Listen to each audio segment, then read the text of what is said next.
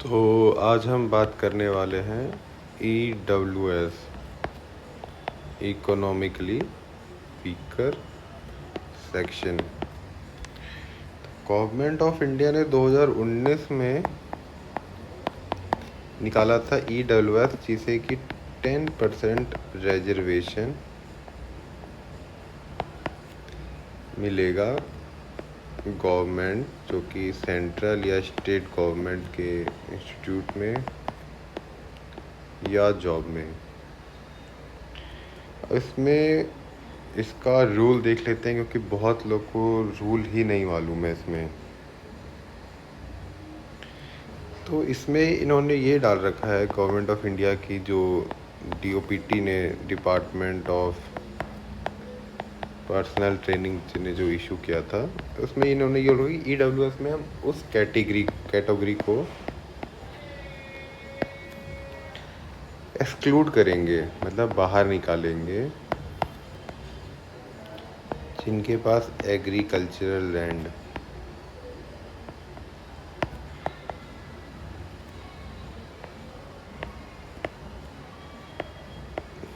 5 एकड़ से ज़्यादा हो, मोर देन 5 एकड़। दूसरा, जिनकी रेसिडेंशियल प्रॉपर्टी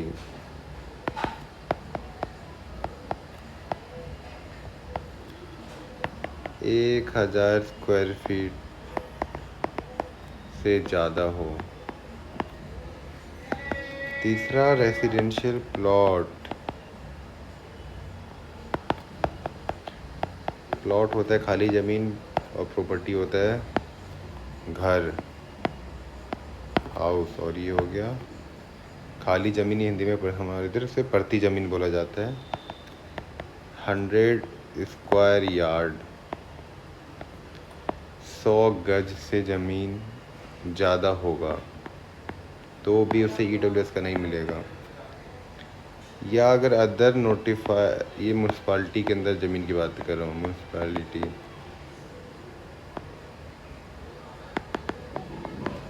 और अगर आपकी ज़मीन अदर नोटिफाइड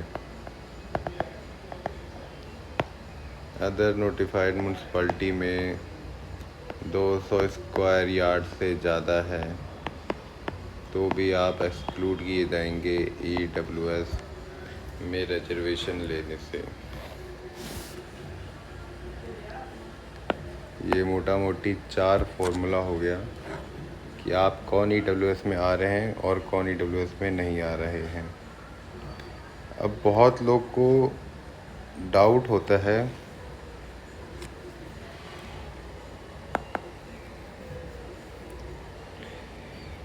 ये चाइल्ड है, उसके ये पापा हैं और ये मम्मी है। जो पापा की प्रॉपर्टी है, यानी जो ग्रैंडफादर है, ये लैंड या प्रॉपर्टी अभी ग्रैंडफादर के नेम पे है। इस केस में क्या होगा, या प्रॉपर्टी, लैंड, या जो भी बोलिए, मतलब अनडिस्ट्रीब्यूटेड है अभी तक। इसके पापा मान लीजिए 2 भाई हैं, दादा के नाम पे प्रॉपर्टी है, तो चाइल्ड EWS में आएगा कि नहीं आएगा, इस पे क्वेश्चन मार्क है। सेकंड, अब इसमें ये आता है कि जो हमारे पास एग्रीकल्चरल लैंड है या रेसिडेंशियल प्लॉट है, वो हमारा 2 स्टेट में, जैसे बहुत लोग जो बिहार, यूपी, हरियाणा से आए हैं दिल्ली में, उनके पास क्या है कि प्रॉपर्टी बिहार में भी लैंड है, हरियाणा में भी लैंड है, बिहार में भी लैंड है, दिल्ली में भी लैंड है। जो यूपी से है उनका यूपी में भी ज़मीन है, दिल्ली में भी ज़मीन। तो इस केस में क्या होगा, इस पे भी क्वेश्चन मार्क है। अब जो प्रॉपर्टी है, जो उन्होंने डेफिनेशन दिया था, वो क्या है, वो रेसिडेंशियल प्रॉपर्टी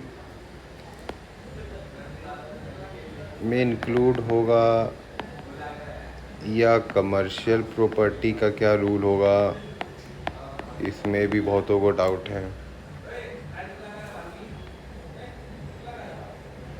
अब चौथा में कि जो इनकम सर्टिफिकेट है,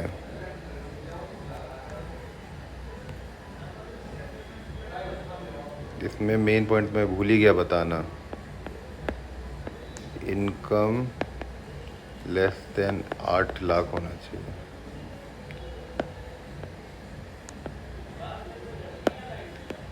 अब ये था कि जो इनकम है या एसेट है वो कैसे कैलकुलेट होगा, मतलब ग्रैंडफादर का भी कैलकुलेट होगा या फादर का भी होगा, या जो मेरा कोई भाई बहन है, ब्रदर सिस्टर है, उसका भी होगा, या भाई की जो वाइफ है, स्पॉस है, उसका भी होगा, या सिस्टर में जो ब्रदर इन लॉ है उसका भी सैलरी काउंट होगा।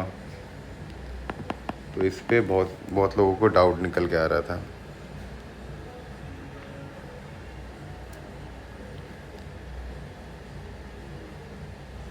जो लोग ओबीसी, एससी, एसटी में हैं, क्या वो लोग अप्लाई कर सकते हैं ईडब्ल्यूएस के लिए, इसमें भी डाउट है।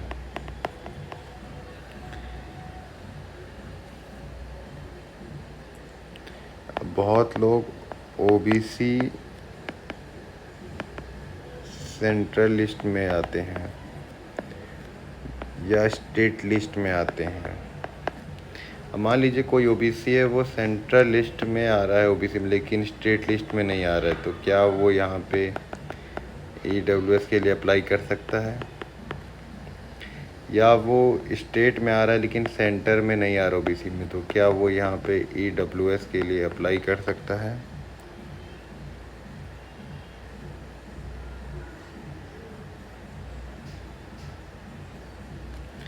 ये सारे बहुत लोगों के डाउट निकल के आ रहे हैं।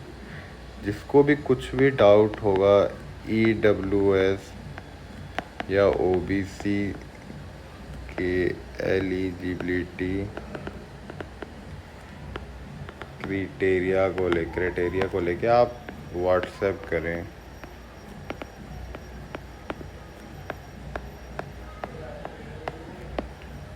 या अपने नज़दीकी एडवोकेट से बात करें या अपने सीनियर से बात करें। अगर ये लोग आपका डाउट सोल्व नहीं कर पा रहे हैं, तब आप मेरे से व्हाट्सएप पे अपने डाउट मुझे मैसेज कर सकते हैं। Okay, thank you boss.